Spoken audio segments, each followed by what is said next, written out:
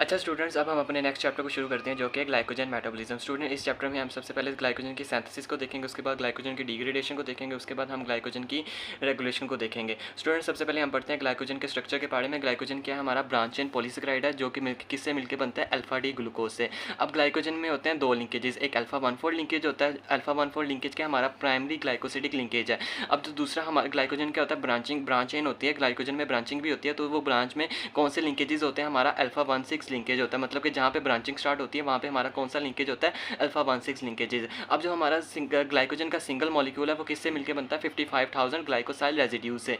अब स्टूडेंट्स, मैं आपको बताता हूँ ये ब्रांचिंग किस तरह होती है, अल्फा 1,4 लिंकेज किस तरह बनता है और अल्फा 1,6 लिंकेज किस तरह बनता है। अब स्टूडेंट्स, फॉर एग्जाम्पल सबसे पहले हम देखेंगे ये क्या हमारा सिंपली ये हमारे पास अल्फा डी ग्लूकोज है।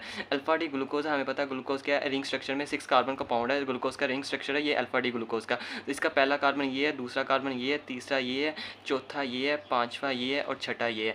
अब जो फर्स्ट कार्बन है इसको हम कहते हैं रिड्यूसिंग एंड। अब ये जो है हमारा अल्फा 1,4 लिंकेज किस तरह बनेगा? ये हमारा क्या है? Alpha D glucose. और सिमिलर इसी तरह के ये दूसरा अल्फा डी ग्लूकोज है। अब ये बिल्कुल इसी तरह ही है, मैंने बस इसमें क्या है जो एक्स्ट्रा चीज़ें मैंने वो ड्रा नहीं की। तो सबसे पहले क्या होगा? अल्फा 1,4 लिंकेज हम बनाने लगे हैं, वो क्या होगा?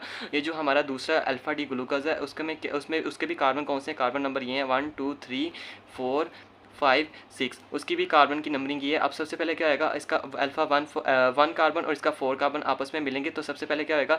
ये हमारा रिड्यूसिंग एंड था और ये कौन सा फोर्थ पे कौन सा होता है? Non reducing and. अब सबसे पहले क्या होंगे? ये आपस में करीब आएंगे। सबसे पहले क्या होगा? इनमें क्या होगा? ये हमारा हाइड्रोक्सिल ग्रुप और इसका ये वाला हाइड्रोक्सिल ग्रुप मिलेंगे। सबसे पहले क्या होगा? इसमें क्या होगा? हमारा हाइड्रोजन वाटर निकलेगा तो उससे क्या होगा? हमारा एक ऐसे करके एक लिंकेज बन जाएगा इन दोनों के दरमियान, मतलब कि इसके साथ वाटर रिमूव हो जाएगा और ये चीज़ें रिमूव हो जाएंगे और उसके साथ क्या बन जाएगा? हमारा अल्फा 1,4 लिंकेज। अब ये था हमारा अल्फा 1,4 लिंकेज जो कि बना एक अल्फा 1 कार्बन के साथ और एक चौथे कार्बन के साथ। अब अल्फा 1,6 लिंकेज किस तरह बनता है? सेम इसी तरह क्या है हमारे पास? ये अल्फा डी ग्लूकोज है, इसके ऊपर एक दूसरा ग्लूकोज आके लगा है, वो कौन से? अब ये किस पोजीशन पे अल्फा 1,6 लिंकेज बनेगा? अब क्या होगा? हमारा 6 कार्बन पे 6 नंबर पे ये क्या है हमारे पास अटैच है? CH2OH। अब इसका OH और इस दूसरा अल्फा डी ग्लूकोज का OH आपस में मिलेंगे। अब इनके में क्या होगा? दोबारा वाटर निकलेगा और वाटर रिमूव होएगा, H2O निकलेगा और ये दोनों आपस में अटैच हो जाएंगे। अब ये कौन सा लिंकेज है? हमारा अल्फा 1,6 लिंकेज। अब स्टूडेंट्स, ये था हमारा अल्फा 1,4 और alpha 1,6 linkage.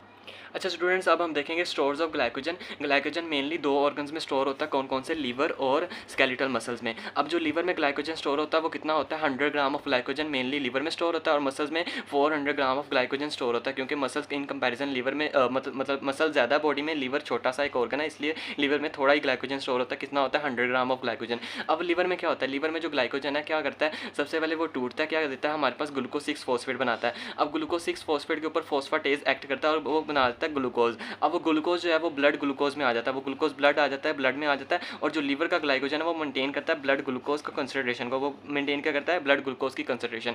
In comparison muscles में क्या होता है? मसल में क्या होता है? मसल में भी ग्लाइकोजन होता है, वो ग्लाइकोजन टूटता है ग्लूकोज 6 फॉस्फेट में। अब दोनों में क्या हो रहा है? ग्लाइकोजन सबसे पहले टूट रहा है ग्लूकोज 6 फॉस्फेट में। अब मसल में क्या होता है? मसल में एब्सेंट होता है फॉस्फेटेज एंजाइम। अब मसल में क्या होता है? हमारा ग्लूकोज 6 फॉस्फेट फर्दर ग्लूकोज में नहीं टूटता, अब मसल में ग्लूकोज 6 फॉस्फेट में ही रहता है और ये क्या होता है? हमारा एनर्जी प्रोवाइड करता है मसल्स में। एनर्जी क्या? ये एज अ फ्यूल एक्ट करता है, glucose 6 phosphate as a fuel act करता है for the synthesis of ATP. अब ये मसल में क्या करता है? ये जो ग्लूकोज 6 फॉस्फेट है ये एटीपी की सिंथेसिस में इन्वॉल्व होता है, फिर वो एटीपी की सिंथेसिस क्या करती है? हमारी मसल की कॉन्ट्रैक्शन करवाती है। मतलब कि मसल का जो ग्लाइकोजन है वो ब्लड का ग्लूकोज कंसंट्रेशन मेंटेन करने में कोई किरदार अदा नहीं करता, लेकिन जो हमारा लीवर का जो ग्लाइकोजन है वो हमारा ब्लड ग्लूकोज कंसंट्रेशन को मेंटेन करता है। उसके बाद स्टूडेंट्स, अब हम देखेंगे ग्लाइकोजन की सिंथेसिस को। अब स्टूडेंट, हमें पता है ग्लाइकोजन किससे बनता है? अल्फा डी ग्लूकोज से। और ग्लाइकोजन की सिंथेसिस किस में होती है? साइटोसोल में। अब ये था 2 पॉइंट्स। और उसके बाद क्या होता है? हमें अब ग्लाइकोजन की सिंथेसिस करवानी क्यों है? हमें क्या ज़रूरत है ग्लाइकोजन की सिंथेसिस के लिए? स्टूडेंट्स, हम ग्लाइकोजन की सिंथेसिस तब करवाते हैं जब हमारी बॉडी में, हमारे ब्लड में ग्लूकोज का लेवल बहुत ज़्यादा है। मतलब कि जब हमने डाइट लिया, हाई कार्बोहाइड्रेट रिच डाइट लिया, उससे क्या हुआ? हमारे ब्लड में ग्लूकोज की कंसंट्रेशन बहुत ज़्यादा हो गई है। अब वो ग्लूकोज क्या होगा? सेल में आएगा, वो ग्लाइकोजन में आके ग्लाइकोजन में चेंज हो जाएगा और ग्लाइकोजन वो स्टोर हो जाएगा। अब स्टूडेंट्स किन किन कंडीशंस में हमारी ग्लाइकोजन की सिंथेसिस होती है, जैसे for example well fade state में, या फिर हाई ब्लड ग्लूकोज लेवल्स में, या फिर हाइपरग्लाइसीमिया में। इन तीनों कंडीशंस में क्या होता है, हमारा ब्लड में क्या होता है, ग्लूकोज के लेवल राइज हो जाते हैं। अब वो हमारे ब्लड में ग्लूकोज के लेवल राइज है, सबसे पहले क्या होता है, हमारे ब्लड से ग्लूकोज आता है सेल के अंदर। अब वो किस तरह आता है, वो ऐसे नहीं उठ के आ जाता, सबसे पहले सेल की मेम्ब्रेन के ऊपर हमारे पास ट्रांसपोर्टर्स होते हैं ग्लूकोज के लिए। अब हमारे पास, मैंने पहले भी बताया था, हमारे पास लीवर है, लीवर में कौन से होते हैं, GLUT2 transporters. For example student, this is GLUT2 transporter. ये क्या करेगा, हमारे बाहर से ग्लूकोज को पकड़ेगा, for example this is glucose, और इसको क्या कर देगा, डाल देगा साइटोसोल में। अब ये ग्लूकोज आ गया साइटोसोल में। अब ग्लूकोज साइटोसोल में आने के बाद सबसे पहले क्या होएगा, ये हमारा क्या है, ग्लूकोज। अब ग्लूकोज सबसे पहले कन्वर्ट होएगा किसमें, ग्लूकोज 6 फॉस्फेट में।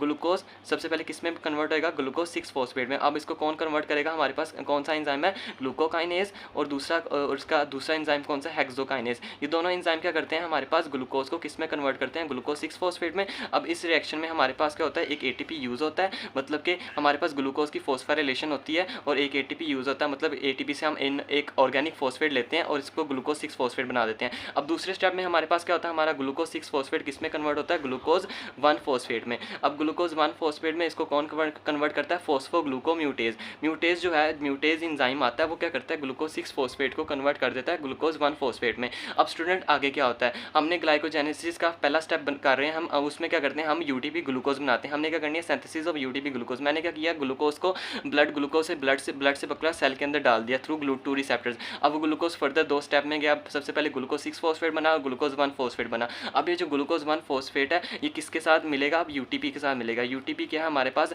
यूटीपी क्या होता है, हमारे पास एक यूरासिल होता है। यूरासिल किसके साथ अटैच होता है, हमारी एक राइबोज शुगर के साथ। ये शुगर है, फॉर एग्जांपल राइबोज शुगर के साथ अटैच होगा। राइबोज शुगर के साथ हमारे पास 3 इनऑर्गेनिक फॉस्फेट लगे होते हैं। अब ये क्या हमारा यूटीपी। अब क्या होता है, हमारा तीसरा एंजाइम आता है, कौन सा, यूटीपी ग्लूकोज पायरोफॉस्फोराइलेज। यूटीपी ग्लूकोज पायरोफॉस्फोराइलेज आता है, कौन सा एंजाइम, यूटीपी ग्लूकोज पायरोफॉस्फोराइलेज।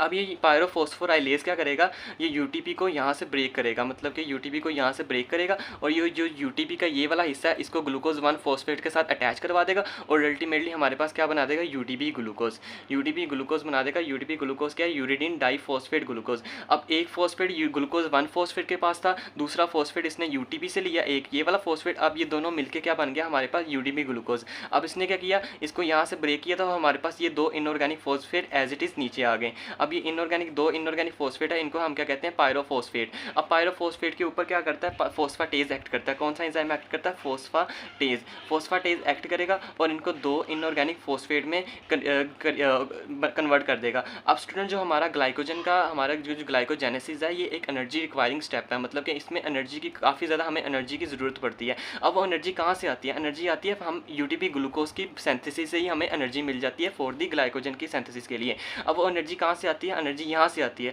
हमारा जो ये पायरोफॉस्फेट है, जब ये टूटता है, इसके ऊपर फॉस्फाटेज एक्ट करता है, तो यहाँ से ये हाई एनर्जी बॉन्ड टूटता है और हमें एनर्जी मिलती है। वो एनर्जी फर्दर ग्लाइकोजन की सिंथेसिस के लिए यूटिलाइज हो जाती है। अब स्टूडेंट, इस स्टेप में हमने क्या किया, इस स्टेप ये बहुत आसान स्टेप था। हमने क्या किया, ग्लूकोज को पकड़ा। हम ये स्टेप किस लिए कर रहे हैं, हम यूटीपी ग्लूकोज की सिंथेसिस के लिए हमने ये स्टेप किया।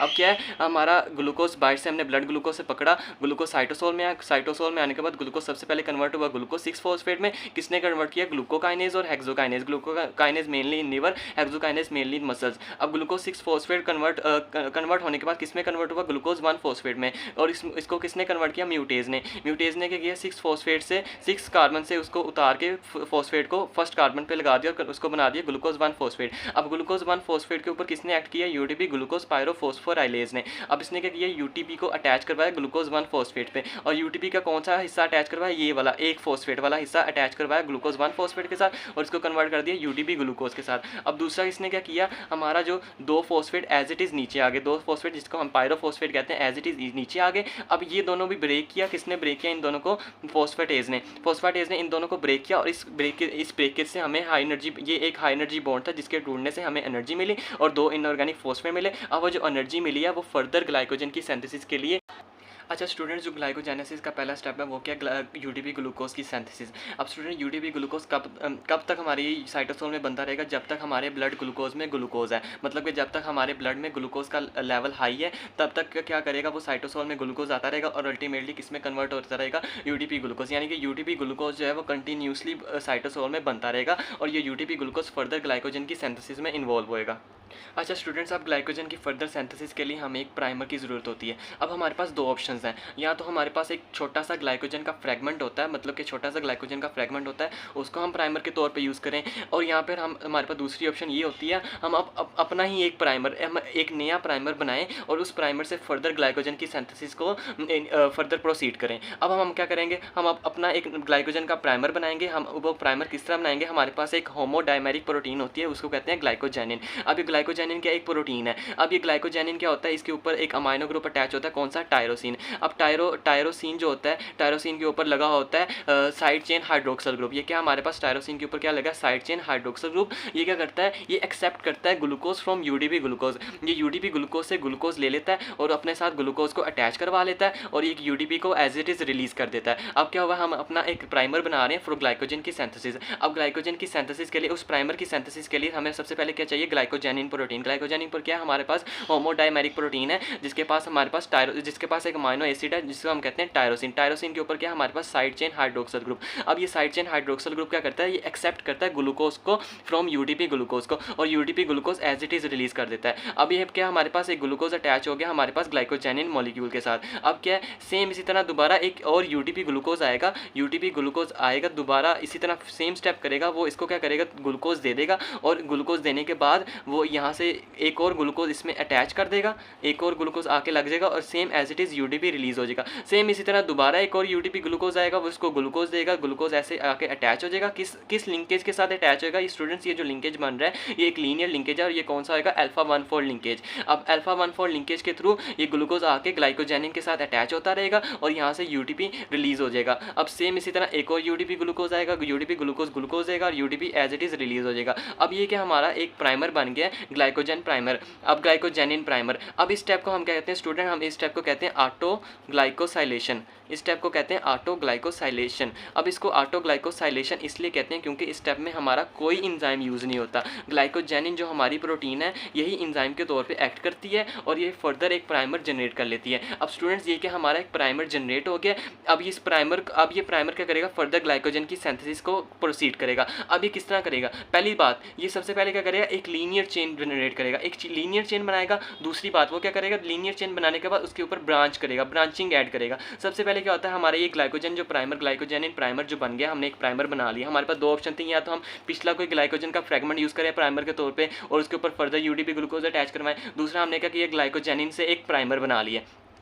अब स्टूडेंट्स क्या होएगा, हम इस प्राइमर के ऊपर सबसे पहले एक एंजाइम एक्ट करेगा, कौन सा, ग्लाइकोजन सिंथेज। अब एंजाइम कौन सा आएगा हमारे पास, ग्लाइकोजन सिंथेज। ग्लाइकोजन सिंथेज हमारे पास एक एंजाइम है, ये आएगा, ये क्या करेगा, यूडीपी ग्लूकोज। सेम इसी तरह दोबारा हमारे पास एक यूडीपी ग्लूकोज आएगा। यूडीपी ग्लूकोज क्या करेगा, सेम इसी तरह आएगा, वो आके इधर आएगा और इससे क्या करेगा, ग्लूकोज, इस पे ऊपर ग्लूकोज की अटैचमेंट करवा देगा, इस प्राइमर के ऊपर फर्दर ग्लूकोज की अटैचमेंट करवाएगा और यूडीपी रिलीज हो जाएगा। इसी तरह दोबारा फर्दर यूडीपी ग्लूकोज, मैंने क्या कहा था, यूडीपी ग्लूकोज कंटिन्यूसली बनता जाएगा जब तक हमारे ब्लड में क्या ग्लूकोज है। अब क्या करेगा, यूडीपी ग्लूकोज आता रहेगा और हमारे साथ ये प्राइमर के साथ ग्लूकोज अटैच होता रहेगा थ्रू अल्फा 1,4 लिंकेज के थ्रू। अल्फा 1,4 लिंकेज के थ्रू ये क्या, प्राइमर अटैच होता रहेगा। अब स्टूडेंट्स आगे क्या होगा, अब स्टूडेंट्स हमने क्या किया, एक लीनियर चेन जनरेट कर दी, किसकी, ग्लाइकोजन की। किस एंजाइम ने हमने ये लीनियर चेन बनाई है, कौन से एंजाइम ने बनाई है, ग्लाइकोजन सिंथेज ने। ग्लाइकोजन सिंथेज ने क्या किया था, हमारे यूडीपी ग्लूकोज से ग्लूकोज पकड़ा और इस चेन के साथ वो अल्फा 1,4 लिंकेज के थ्रू अटैच करवा दिया। अब स्टूडेंट्स हमारे पास एक और एंजाइम आएगा जिसे हम कहते हैं ब्रांचिंग एंजाइम।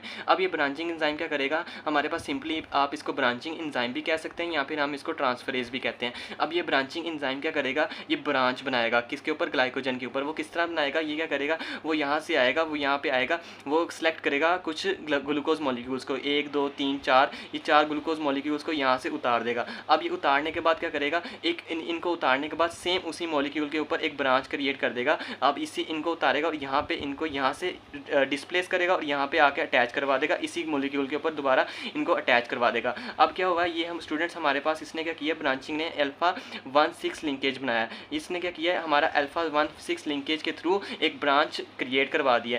उसने क्या किया, यहाँ से उसी एंजाइम से जो हमारा हमने लीनियर चेंज बनाई थी ग्लाइकोजन की, वहाँ से कुछ ग्लूकोज को उतारा है और उसको सेम उसकी पोजीशन को चेंज करके अल्फा 1,6 लिंकेज के थ्रू एक ब्रांच क्रिएट करवा दी है। अब स्टूडेंट्स आगे क्या होगा, स्टूडेंट्स मैं आपको बता रहा था पहले ग्लाइकोजन सिंथेज ने क्या किया, एक लीनियर चेन क्रिएट करवाई है और किसकी, अल्फा 1 फोल्ड लिंकेज की। अब उसके बाद क्या है, हमारा ब्रांचिंग एंजाइम आया, ब्रांचिंग एंजाइम ने एंड से नॉन रिड्यूसिंग एंड से क्या किया, कुछ ग्लूकोज मॉलिक्यूल्स को उतारा है और उतारने के बाद क्या किया, उसको उसकी पोजीशन को चेंज करके ब्रांच क्रिएट करवा दिया और इसको और किस लिंकेज के थ्रू ब्रांच उसने बनाई है, अल्फा 1,6 लिंकेज के थ्रू उसने एक ब्रांच क्रिएट कर दिया है। अब स्टूडेंट्स ये क्या होगा, दोबारा इसके ऊपर क्या करेगा, एक ग्लाइकोजन सिंथेज एंजाइम दोबारा इसके ऊपर आके एक्ट करेगा और इसकी चेन को फर्दर इलोंगेट करेगा, फर्दर इसकी चेन को इलोंगेट करता जाएगा। अब इलोंगेट करने के बाद दोबारा इसके ऊपर कौन सा एंजाइम एक्ट करेगा, ब्रांचिंग एंजाइम। ब्रांचिंग एंजाइम आएगा, दोबारा इसको यहाँ से काटेगा और दोबारा इसके ऊपर एक ब्रांच क्रिएट कर देगा और अल्टीमेटली हमें क्या मिल जाएगा, ग्लाइकोजन। अब स्टूडेंट ये थी हमारी ग्लाइकोजन की सिंथेसिस मतलब ग्लाइकोजेनेसिस।